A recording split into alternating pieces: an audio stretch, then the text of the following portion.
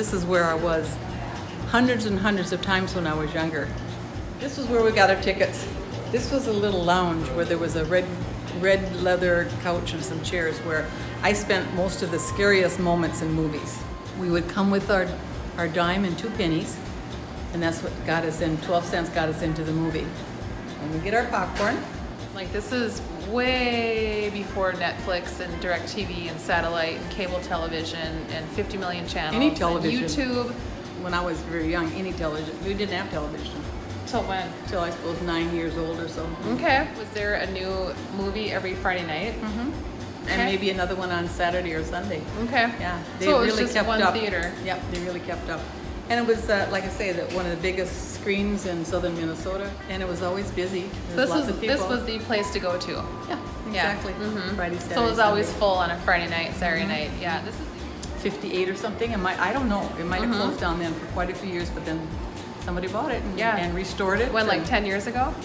longer than that, I think. Okay. Yeah. So now we're gonna watch Spider-Man Right. and get some popcorn, and Yes. then we'll tell some stories. All right. Well, okay, the owners were Mrs. Hoppy and Bob Hoppy, her son. And she was very, very strict, and he was too. So if any kids were making fun or noise or having fun in the movie, even if it was a comedy and you're laughing, she would come down with a flashlight and maybe one aisle, and he would come down the other and say, hush up, shh, be quiet. And so you would all be quiet for a little bit. And then the movie would go on and you'd laugh some more. But one night, my mom and her mom, my grandmother, came to see a movie, and they were sitting right here. Mm-hmm. And they In were the very watching back? it. Yeah, and they were watching it, and they were just laughing at the... And she came by with and said to these two adult women, grandma, With her flashlight. shut up. And mom and grandma just kind of looked at her, and both of them had a huge sense of humor, just kind of looked at her, and then they started to laugh and they couldn't quit. They just plain couldn't quit. They just giggled for I don't know how long. They didn't like anybody making noise.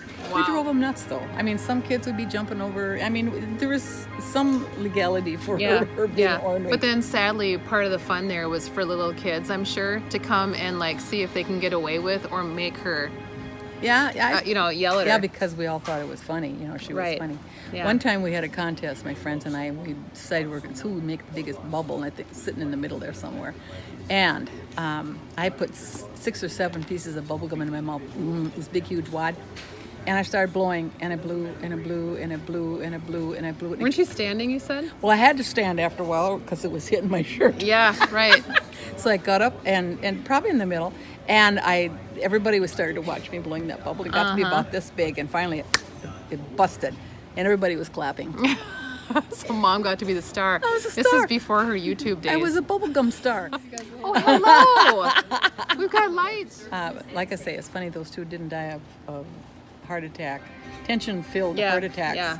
when They were probably very on young. high blood pressure medicine, though. Must have been, because boy, I don't think they liked their job at all. No. Especially the old ones with Ginger Rogers and all the big dance ones, the musicals. Oh, that would have been a They're- blast. Oh, they were wonderful then. Okay, we got to pay and get our popcorn. Okay.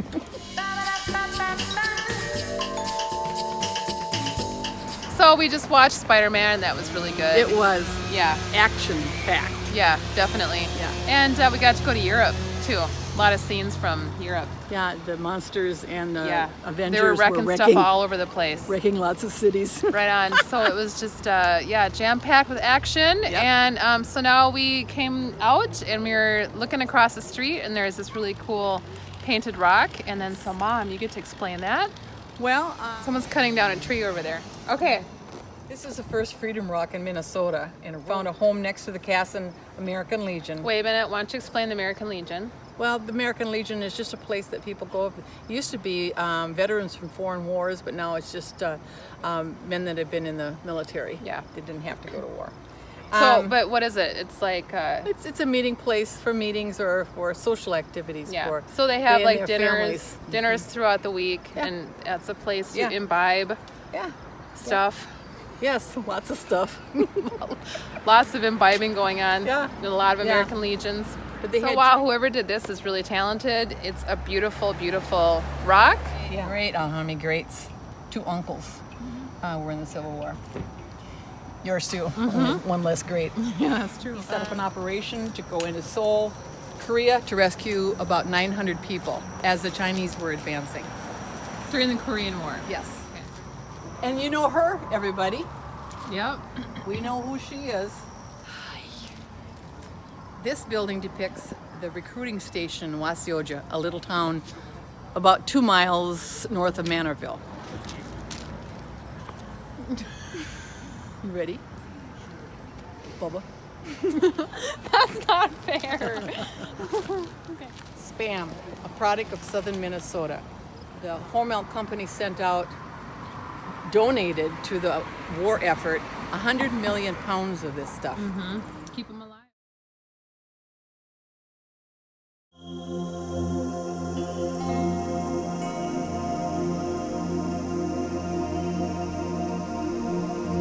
And we're back at the spot where her house was.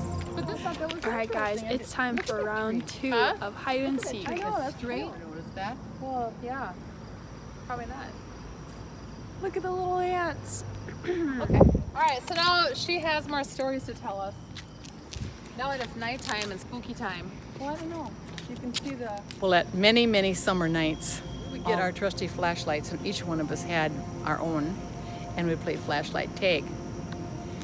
But if you can see between the Culligan truck and this Water Experts building, there is a light pole. So I would shimmy myself up and I would jump over across to the roof. And that time there was a little bit of a fence, a fence, whatever, in the front. So then I would go there and I had a bird's eye view of who was hiding where. And then I would stay there. I don't know if the kids, we were all so dumb, they didn't figure I was up there after a while. Like the 20th time. Yeah. No yeah. way, Melanie. Oh, yeah, okay, I'm up here again.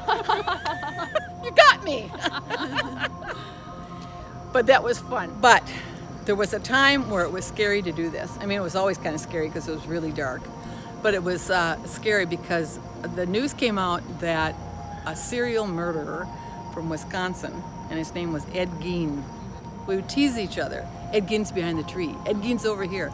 And we got so scared because 2 women went missing over there. Kind of a mild-mannered guy. His brother had died suspiciously. His mother had passed away. He was really close to her, and she was, I think, on the odd side. I mean, big So we're time. talking pretty mentally ill. Yeah. Pretty icky And he lived stuff on that going on. farm then by himself. But the authorities finally went out and they found the remains of one woman and the head of another. Ew. But like all kids, we like to be a little scared. And that made it much more exciting when we were out in the dark. And My big adrenaline rush was we used to stay out after curfew, like when we were underage, and so it was over 10 o'clock. And all we were doing is staying out till like 10:01. And anyway, so we were all darting between the houses, and then finally we would, make our way back to here, and without getting caught, and that was kind of fun. I thought you were kind of smart, huh? Yeah, it's like 10. Grandma says, you know what, 10, 10:01? Yeah, I thought you were supposed to be home. Anyway, Yeah, adrenaline. yeah, exactly. Yeah. Not big stuff. No, not at all. Pretty minor, actually. So, Mom, you were talking about the story. That's almost blinding. It's cool. You were telling us the story about. whatever. It's cool. That's fine. What's the boy's name? Monty, we're in 5th grade together. And of course I'd had, operations. May Day was a big thing in our school and in this town. And it was the 1st of May, and you made little May baskets out of paper and ribbon, and then you filled them we usually filled them with popcorn and gum and whatever we could, little candies, whatever we could come up. And what the trick is that you take it to somebody that you wanted for them to have it. And then you'd run away. You'd knock on the door, and they'd open the door, and there it would be, and you'd run away, and you'd have to run to kiss them. Oh. Yes. So we're Little May Day kiss. We're fifth graders, and here Mom and Dad had a white picket fence in front of the house at that time, and so this little kid, darling little boy of curly blonde hair, takes his May basket and brings it up to our porch and knocks on it. And I open the door and I look at it, and I see this little blonde head kind of walk. He knew I couldn't run, so he walked really slow so I could catch up with him. Oh. And so I saw this little curly blonde head, the top of the head, walking really slow, but so I managed to get him. Oh, cool. Because he was a sweet little boy. And the thing is, 30 years later or more, they moved after 5th grade. I never saw him after that, except I was in a restaurant in the cities one time. I looked across and I thought, that's him. So I got up and I went across and I said, are you Monty? He says, yes. And I told him who I was. And of course he remembered. And then he was with a bunch of men. And before I could think, maybe this isn't appropriate, I told him the story about this sweet little blonde-haired boy that was so kind to this little girl that couldn't run. Oh, I'm sure those guys thought that was neat. All the guys have moms and sisters and daughters. So. And what did he say? He remembered that. Yeah. Yeah. So that was just amazing because I hadn't seen him probably in 40 years. And I recognized him. Cool. Yeah. I recognized him. That's odd. Yeah, there's a lot of blonde boys So running around. I've told that story a lot because it's just a sweet little story about sweet human nature and him being a kind little guy. Reminds me of a story. I was substitute teaching at one of the high schools, and when Lydia was in elementary, when she was in kindergarten, she had a lot of kids who looked out after her. And so one of the boys who really, really cared for her and looked after her, I hadn't seen him forever, and then he was a junior or senior at one of the high schools that I was substitute teaching at. And I said, are you so-and-so? And he said, yeah. And I said, I'm Lydia's mom. And he goes, oh, how are you doing? What's up? And the same thing happened. I started telling all the kids, all the boys around the table. It was a shop class, actually, like a car class, like automotive technology.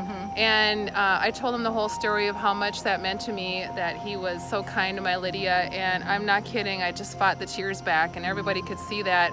And they all sat there and just went, oh, and the boy is like, yep, you're welcome. I'm like, oh, so that was really sweet. Yeah. And you know what? That was like 12 years later. But a mama never forgets that stuff. No, they don't. No.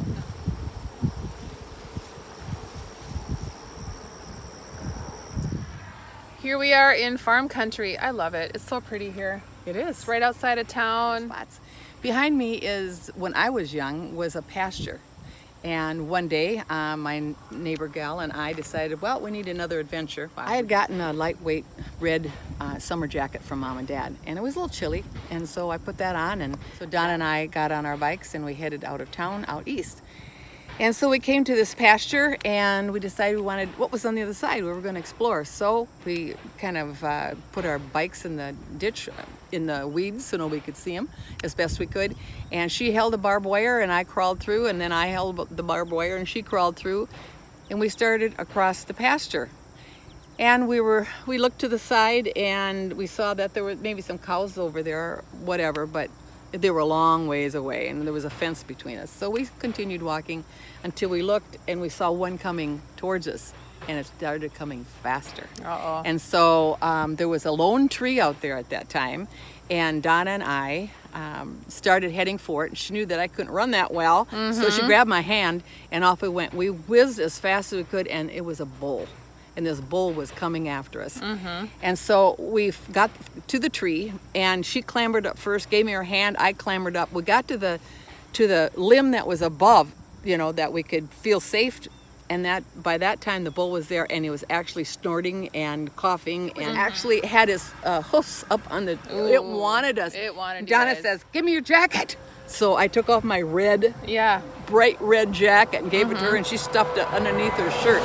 But after a long time, it sauntered off and went down to the other end of the pasture. We scooted. I don't even think we held the barbed wire. We just held the bottom up and we rolled underneath it, both of us. Phew. Safe. Made it to safety. Made it to safety and, Yeah.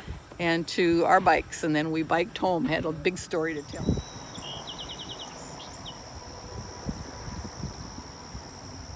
Well, I graduated from high school, thankfully. And not thankfully, I would, of course. Yeah. And You're a smart cookie. There's well, no way you wouldn't have. Yeah. Plus, you Well, loved high school. Yeah, I did. But then the 29th of June, my husband and I were married here in town in a nice old Lutheran church. And then we moved to the top floor of this home behind us. I had babysat the couple's kids, and so I'd known them for years and years and years. So anyway, we moved in, and I had turned 18, and that Thanksgiving, I had my whole extended family up in that little, well, it wasn't so little, it was a nice, good, pretty good sized area. I had them all up for Thanksgiving. At So wait a minute. 18 years old. So the upper floor was an apartment that you rented. Yes. Yeah, and that's where you had Thanksgiving. Yes. Well, kudos to you. That's a big deal. Well, At thanks. age 18. And at that time, he had been working at Crunlow. It was kind of a machine area down in Rochester. A machinist place. Yeah, and he was training there as a machinist, actually. But it was a year or so, and he couldn't get on days at all. And So he was working overnights for 2 years. yeah, kind of were told by my doctor to wait a bit, to have babies. But that was my career goal, was to be married and have babies. So 14 months later, we had David, and he was just the absolute joy of our lives. And so, but at the same time, Dick was having a hard time coping with working all night. Overnights for 2 'cause then he years. couldn't sleep during the day. We had a baby, and there was just stuff going on. So he went up to the cities, and he applied, and he got a job at a big, huge machine shop. A really, really good one, which was, to me, bad news. Yeah, because you had to leave. This is all you knew. I didn't want to leave. I didn't want to go to the cities. So, but we did because he couldn't have done much more of it down here. So off we Gotta went, go where the jobs are. and we borrowed a neighbor a cattle truck, which was open, and so we packed our meager belongings in that truck, and it rained all the way up the city. So we had to wipe down everything that came into the apartment, and the apartment happened to belong to his aunt and uncle, and it was the attic of an old stables. We spent maybe 6 months there, and then And back then, you just had to live within your means. There was Right. no borrowing to get a mortgage, way higher than you can afford. well, It Dad literally. would never have done that No, anyway. he wouldn't have done that, Even no. young, we were really young. So I was 19 when I moved up there. Yeah, so if you didn't have any money, you lived like you didn't have any money until you could save and get some money. And I had, they provided a washer in the apartment, but it was a ringer washer, automatic odd thing that you could do everything in there, kind of. It washed and you rang it, and then you would have to hang it up. But the thing would get off balance and it would move across. Oh, no. You had to pull it back. So then we found out that my husband could take advantage of the GI Bill, that he could buy a house with really good interest rates. So we bought a little Rambler in one of the suburbs, and we lived there for 5 years. And it was a type of area where almost all the little homes around, the couples were our age, a little bit older, had little kids, and had moved in from different parts, from Wisconsin, from northern Minnesota, from all over. So you're all transplants. We're all transplants, and we're all in the same position, more or less. Yeah. Having young families. But Yeah. as soon as I hit my house and this neighborhood and met people, I was a happy camper. And Yeah, you always, could be always have sociable been again. since then. Yeah. So that's the story of how we got to the cities.